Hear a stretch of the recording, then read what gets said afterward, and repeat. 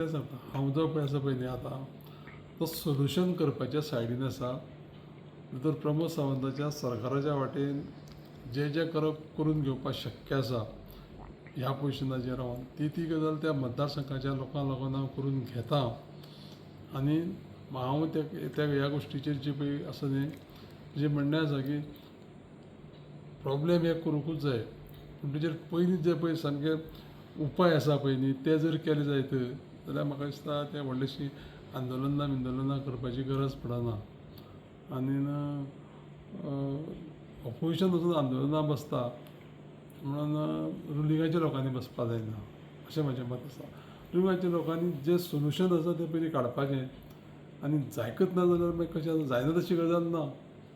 प्रत्येक गजाली 100% आमी करूं शकता.